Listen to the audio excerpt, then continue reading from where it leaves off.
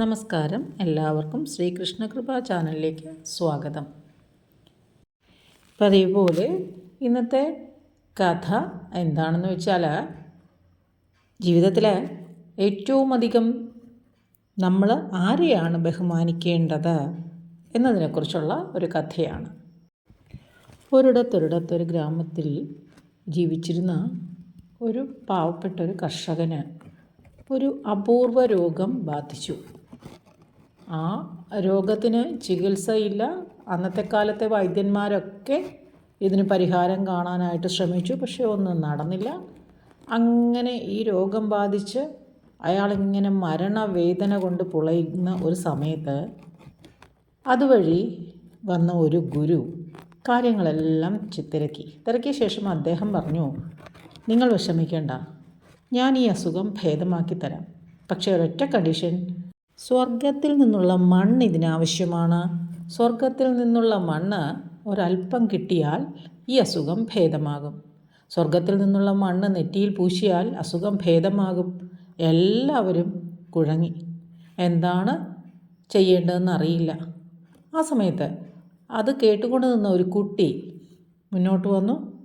അവൻ കുറച്ചു നേരം ഒന്നും മിണ്ടാതെ നിന്നു. എന്നിട്ട് എങ്ങോട്ടോ പോയി.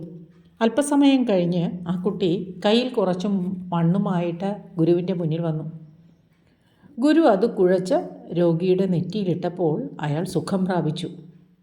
എല്ലാവരും അത്ഭുതത്തോടെ അവനോട് ചോദിച്ചു, നിനക്കെങ്ങനെ സ്വർഗത്തിലെ മണ്ണ് കിട്ടി? ആ കുട്ടി പറഞ്ഞു, അച്ഛനും അമ്മയുമാണ് ഭൂമിയിലെ സ്വർഗമെന്ന് ഞാൻ പഠിച്ചിട്ടുണ്ട്. അവരുടെ കാലടികൾ പതിഞ്ഞ മണ്ണാണ് ഞാൻ കൊണ്ടുവന്നത്.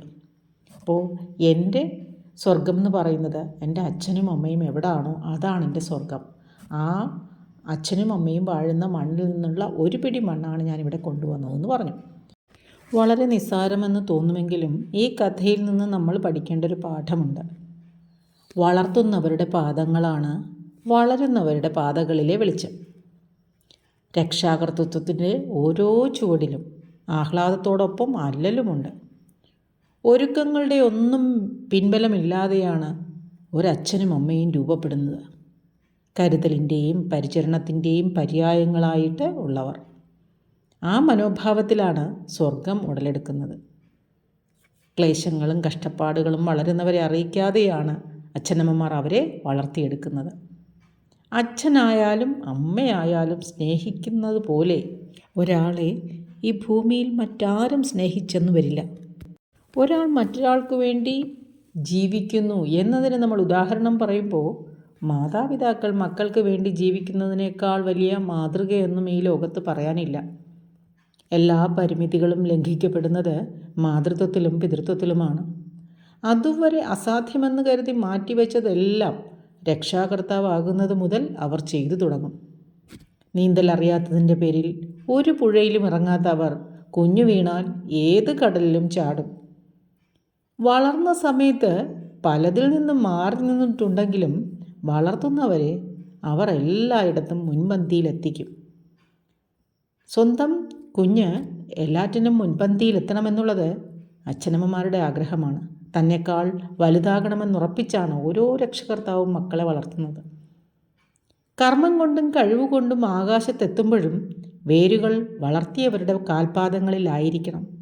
അവിടെ നിന്നാണ് മനുഷ്യത്വത്തിൻ്റെയും മൂല്യങ്ങളുടെയും ബാലപാഠങ്ങൾ പഠിച്ചത്, ശരി തെറ്റുകൾ കണ്ടെത്താൻ ശീലിച്ചത്.